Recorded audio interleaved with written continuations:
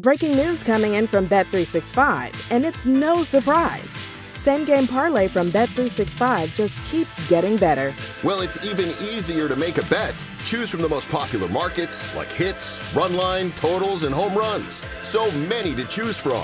Download the app, start building your bet, and see why it's never ordinary at Bet365. Gambling problem?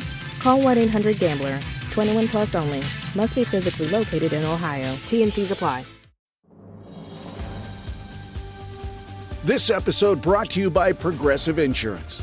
Do you ever find yourself playing the budgeting game?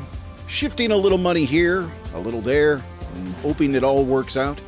Well, with the Name Your Price tool from Progressive, you can get a better budgeter and potentially lower your insurance bill too. You tell Progressive what you want to pay for car insurance, and they'll help find you options within your budget. Try it today at Progressive.com. Progressive Casualty Insurance Company and Affiliates. Price and coverage match limited by state law. Not available in all states.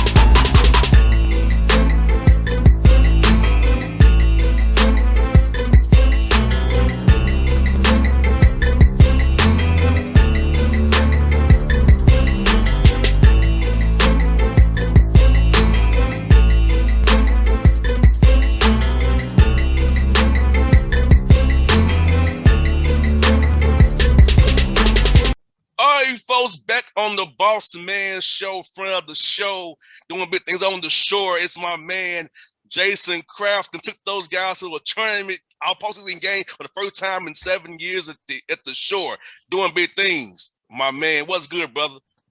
Bossman in the house. What's going on? UMES Hawks here. My backdrop is different. I'm on the road recruiting right now, so you got the hotel backdrop. We got the American flag. We got some buildings that we're not used to seeing at the Eastern Shore. I hear that. Hey, it's all good. Hey, that means you grinding and working. Like your team grinded and worked all year long. So, bro, we talked about it. We talked about it last time, bro. They had you ranked dead freaking last in the country for its rankings, and look what you did. 11 wins. Your team defended like crazy. All year long, hustled, scrapped, showed that toughness. I know you have been from New York, working in Philadelphia. I saw your personality in your team, brother, and I'm happy for you, man, because you've been through hell and back, and you persevered, and your boys still played for you, man, this year.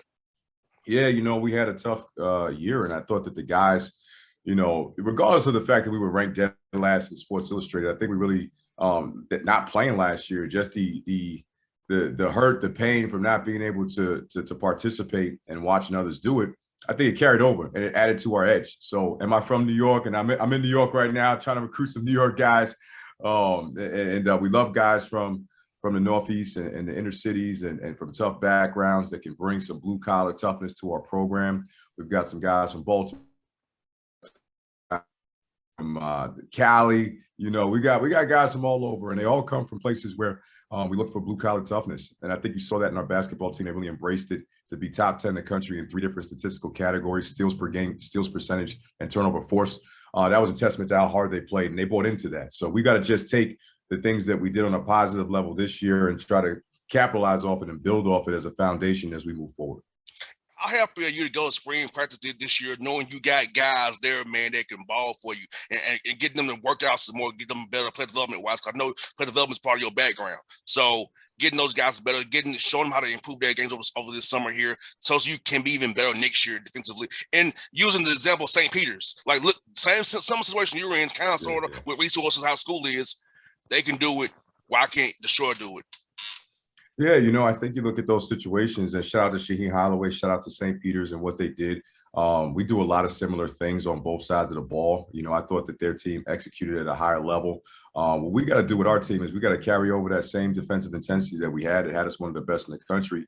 And we've got to get more consistency with our offensive execution. I think my first year, we struggled to make shots. I think this year we struggled with consistency in terms of just like that unified daily buy-in of executing our offense. If we do that with consistency like we did on the defensive end, it's arguable that we could have been doing some of the things St. Peter's were doing. When you saw some of our games, you saw us against UConn, you saw us, later in the conference season, with some big blowout wins over North Carolina Central and Coppin State, Central being one of the premier programs in the league, and Coppin State going on and playing in the conference championship game against a good Norfolk State team, and unfortunately not being able to pull off the upset, or actually, fortunately for Norfolk, they were able to pull off and be the team that won it and represented our league. But so, yeah, for us in the spring, it's going to be about, getting back to work, working on some skill development, working on moving the basketball, tightening up our offensive execution, and then carrying that over to the spring while we recruit and add players. Bossman, we're going to lose a good amount of guys, too, to graduation and things like that. So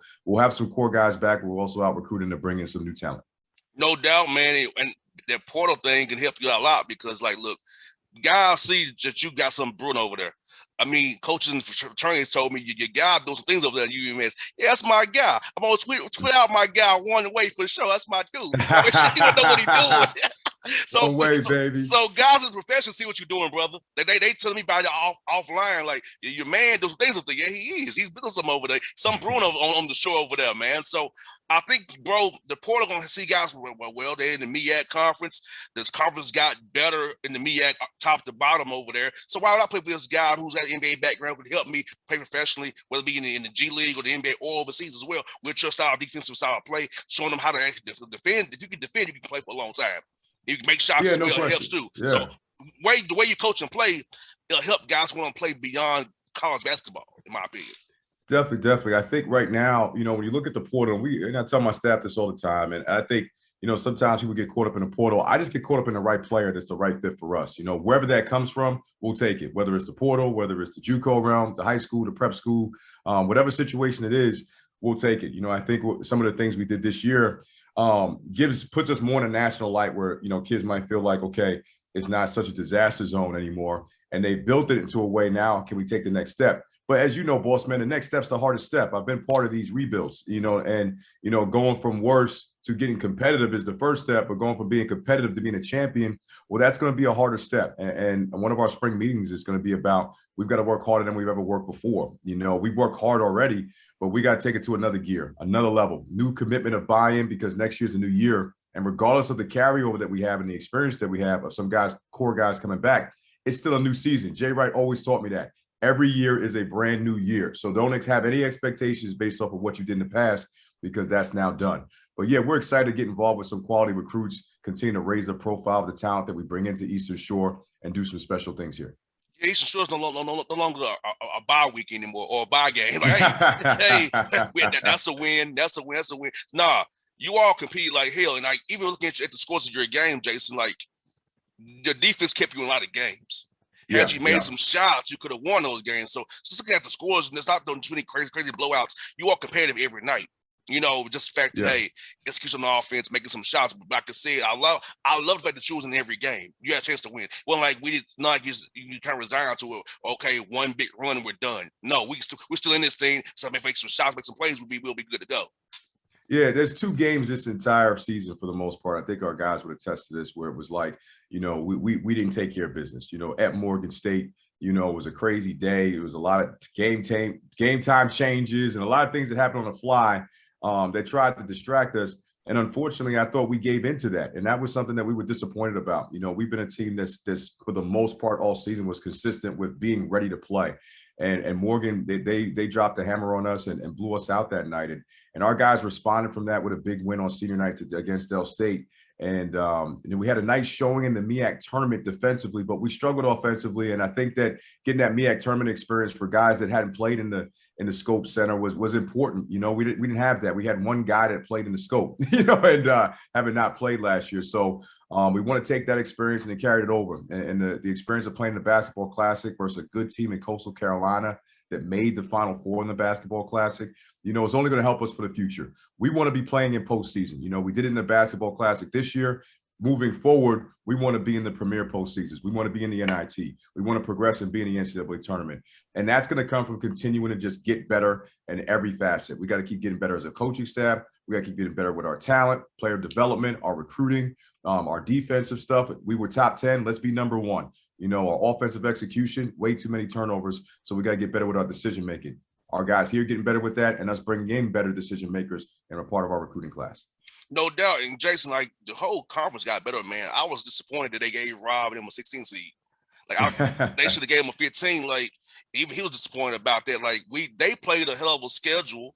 They beat who they had in front of them, but still no respect for the MEAC or the SWAC. Always going to be a play-in situation or 16 seed.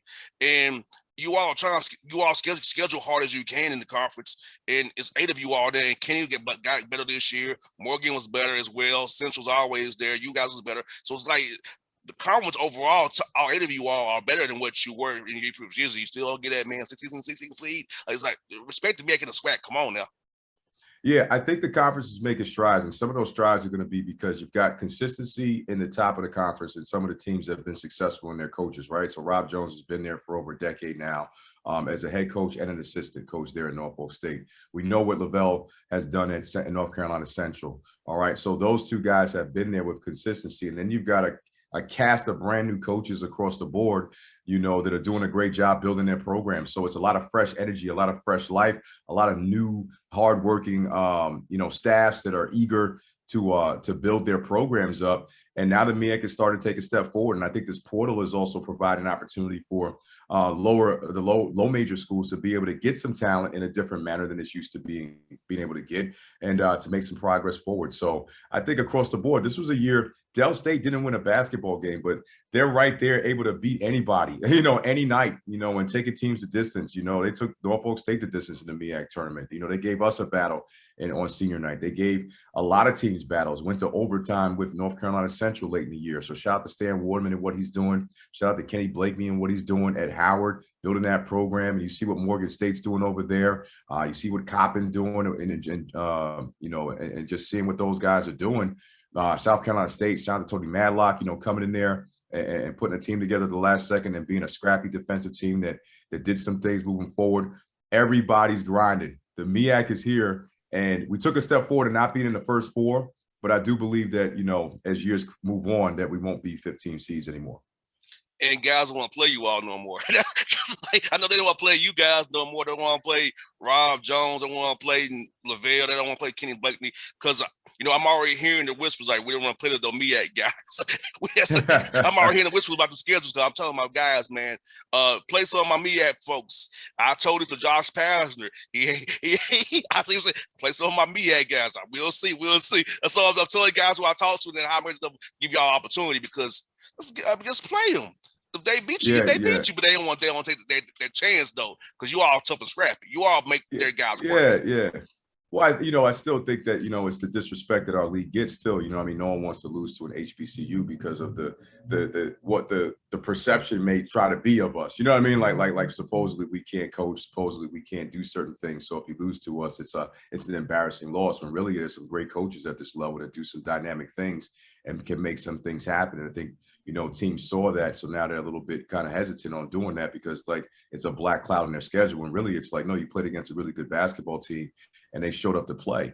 And we deserve the respect to be able to play against anybody on any given night. We deserve the respect to move up in the NCAA tournament rankings and get higher seeds and all those things. And the HBCUs and the black coaches can coach. We can get some things done. And don't be afraid to play us. No doubt. That's what I'm thinking. That's what I'm thinking. Let's play them. Let's see what happens. Roll the ball out there, see what happens, because you all can coach. That's what's so sad about it is because they always give you us the play-in game or the 16 seed. And so I was like, okay, don't get beat. You're here. So because when you win, fans, you get units, right? It helps the conferences, right? Now, of course, Texas Southern got a unit for the SWAC. It's good, but Johnny Jones teams shouldn't have been in the first 4. Let's be real about that. Let's be real about that, right? So It does help the conference if you win in the first 4, but why have to be in that situation to begin with?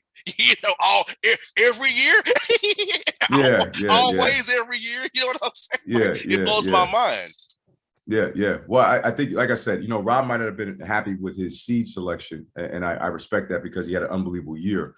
But they weren't in the first 4. So that was a step forward for our league, in terms of not getting in the first 4 and being in a real first round game already. Now, the next step, we just got to keep making next steps as a league. When you see our, we were, blessed to be one of the teams in our league that did have success in the non-conference and, and winning against teams like Fordham on the road, having a nice showing against UConn and defeating Lehigh, a good Patriot League team that did well this year, and losing at the buzzer to Atlanta and St. Joe's. So we did some things in non-conference that opened some eyes. And then other teams in our conference did some things as well. So the caliber of play is on the rise. The caliber of coaching is on the rise. And what that should do is catapult us into different seeding levels in every tournament, not just the NCAA tournament, but also in the NIT when those bids start happening for us in our league. No doubt. And for you, Jason, how has it been trying to kind of get games next year? Because people know that you're not just the worst team in America anymore. And so how's it trying to schedule games? Yeah. Knowing you have to raise money for your university, the department, because that's something about black colleges people. They have to the basketball team, football team, the women's basketball team has to go out and play money games to help the departments of the respective schools, people. So it's more to it just why they playing these teams, because it's part of it how they have to. But Jason, I'll let you talk more about it, brother. Yeah, I think you got a couple of dynamics. One, I think as low resource income institutions, we've got to keep finding dynamic ways to be able to raise money outside of just relying on the basketball team to go out and play guarantee games, because as your program gets better, which you've seen, with some of the upper level HBCUs in basketball, you're not going to go out and just get $700,000 anymore, because not everybody's going to want to play to be able to bring in that type of money. So, for us, there has been a change. We played that game against UConn and in the handshake line, they were very adamant about we're not playing you next year. St. Joe's is not playing us next year, so that's almost $200,000 that we've got to find somewhere else. Fordham, dropped us and doesn't want to play us next year. So you're looking at about $250,000 there that we've got to find, from other programs. So we'll find games. We'll be able to figure it out as we always do. But the dynamic of playing those teams in those games changes as you get better. Schools benefit sometimes off of the team being bad and sometimes get very comfortable with a bad basketball program and being able to bring in just all this guarantee money. But as we build this basketball program, I've been very adamant about, the guarantee money dynamics are going to change as they have at the other upper level HBCUs. And we're going to have to get creative as an institution to find new dynamic ways to raise money outside of just playing the guarantee games. And that's part of the journey. And we're excited to be a part of that as we build our program. Hopefully we can start raising money in different ways, from TV, exposure, playing in national tournaments, and getting exposure for our school and helping to increase our enrollment. A la the Flutie effect back in the day, when you take a program from worst to first and seeing the dynamics of what that could do. We got to start selling some Hawk basketball shirts online. We got to just get this brand of one way out there. There's so many dynamic things that we can do. It starts on the defensive end for us. It continues. We'll continue to build and bring in the right types of people that play the basketball game the right type of way, having the right type of staff, and I'm excited to be a part of it. Jason, being the Hawks kind of warms my heart because I'm a Hawk. So being the East Shore Hawks, hey, that Hawk love is the Hawks have it in my heart because I'm a Hawk man as already is. So one way for real. So Jason, I know you're busy, my brother. Hey, recruit your butt off, man. Get these new guys to the shore, man. Show them how it is, how you do it over there, my brother. I'm cheering for you. I got your back any way I can, my brother. And I'll be pushing you guys on Twitter every chance I get, my brother. Appreciate you, brother, man. Great being on it. Bossman, peace out and one way.